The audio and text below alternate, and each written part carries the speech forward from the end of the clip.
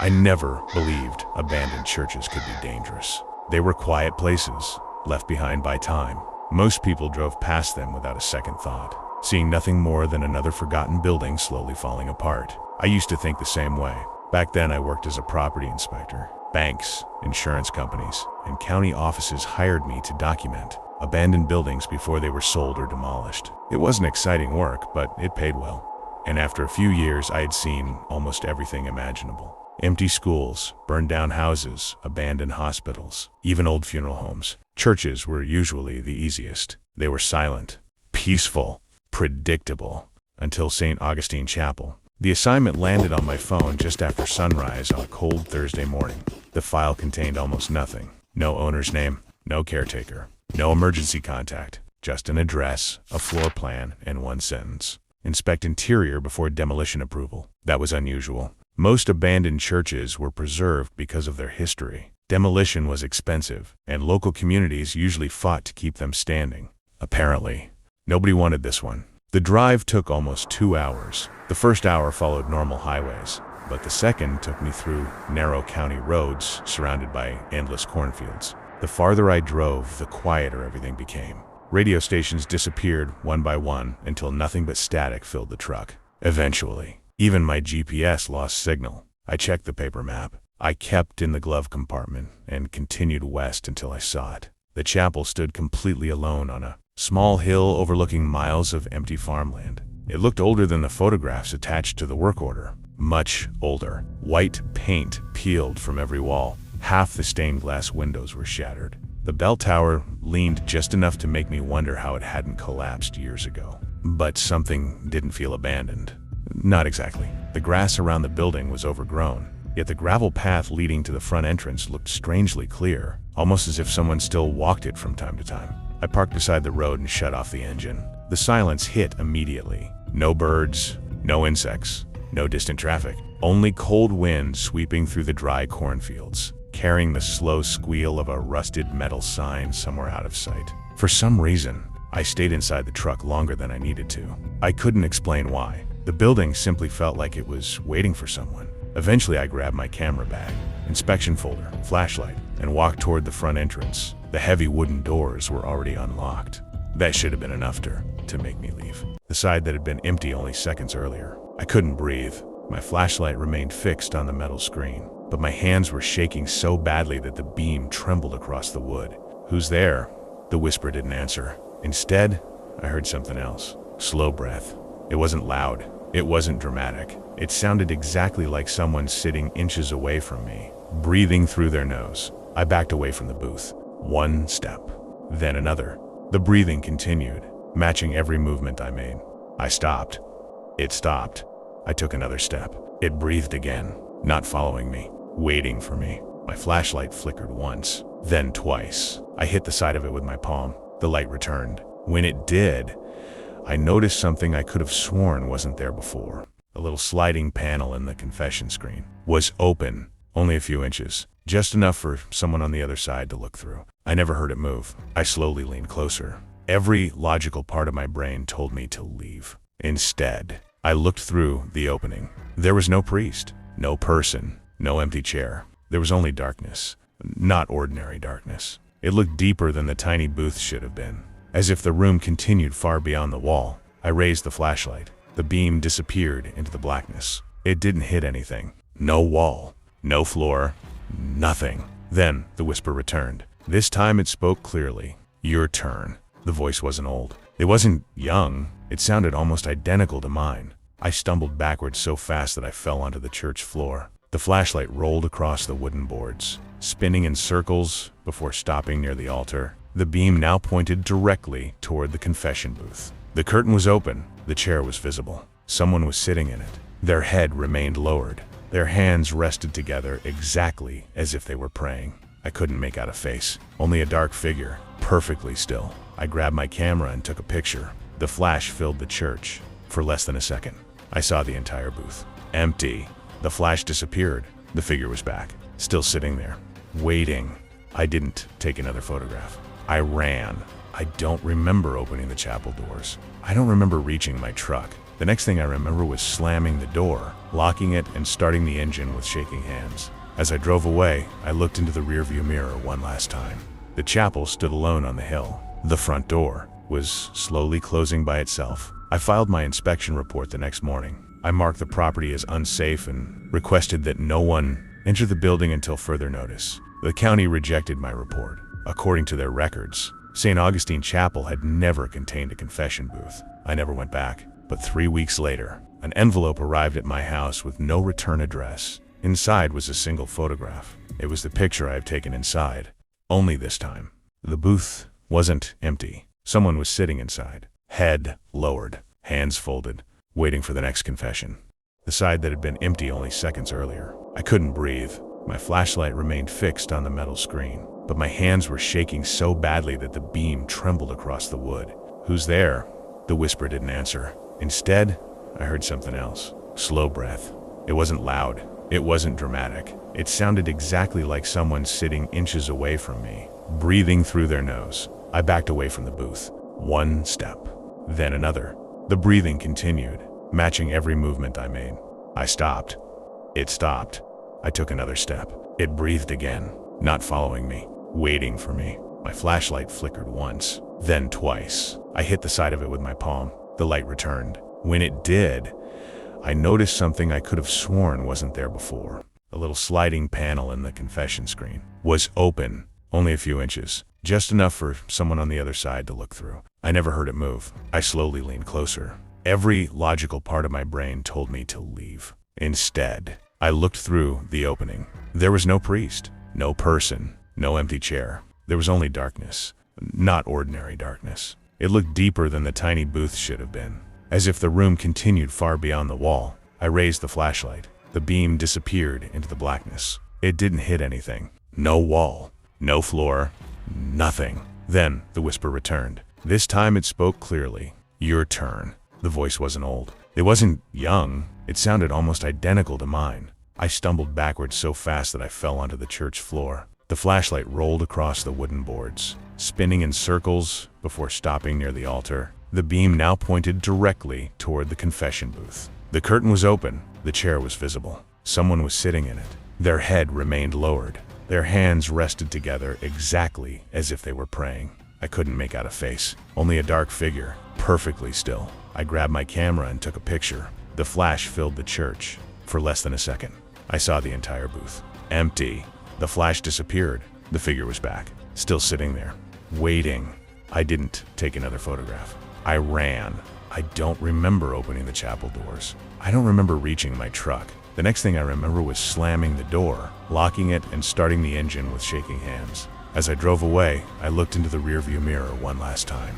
The chapel stood alone on the hill. The front door was slowly closing by itself. I filed my inspection report the next morning. I marked the property as unsafe and requested that no one enter the building until further notice. The county rejected my report. According to their records, St. Augustine Chapel had never contained a confession booth. I never went back. But 3 weeks later, an envelope arrived at my house with no return address. Inside was a single photograph. It was the picture I have taken inside. I drive a truck for a living, so I've gotten used to being alone at night. After a while, empty highways stop feeling strange. You learn to sleep with the engine running nearby. You learn which truck stops have working showers, which ones have bad coffee, and which ones aren't worth pulling into after midnight.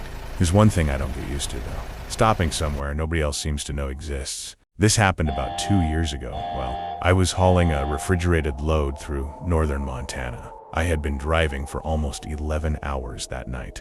It was around 1:30 in the morning when the fuel warning came on. Normally that wouldn't have been a problem. I had enough fuel to make it another 40 or 50 miles. But there was a snowstorm moving in, and the temperature had already dropped below freezing. I didn't want to risk getting stranded on an empty stretch of highway, so I checked the GPS for the nearest truck stop. There was one about 12 miles ahead. The name was Pine Ridge Travel Plaza. I'd never heard of it before. That wasn't unusual. There are hundreds of small truck stops scattered across the country that I'd never been to. What was unusual was the road. The GPS told me to take an exit that I didn't remember seeing on any highway map. Still, I followed it. The exit was barely lit. There was one old green sign beside the road, half covered in snow. Pine Ridge 2 miles. I slowed down and turned. Almost immediately, my phone lost service. Then the GPS screen went black. I tapped it a few times. Nothing. The truck's navigation system still showed the road, though, so I kept going. The road narrowed after about a mile. No streetlights, no houses, just trees on both sides and snow blowing across the pavement. Then I saw the lights. A row of yellow lights appeared through the trees. I thought I'd finally reached the truck stop. When I pulled into the parking lot, I noticed something strange. There wasn't a single truck there. Not one. For a place advertised as a travel plaza, that felt wrong. I parked beside the fuel pumps and shut off the engine.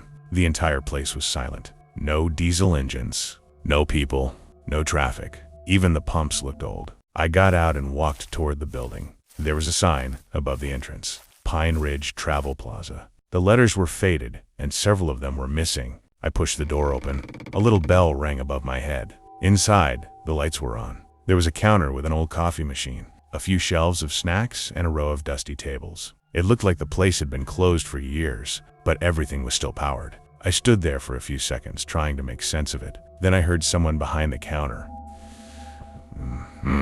I nearly jumped. A man was sitting in a chair beside the register. I hadn't seen him when I walked in. He looked maybe 60 years old. Gray beard, heavy jacket, baseball cap pulled low over his eyes.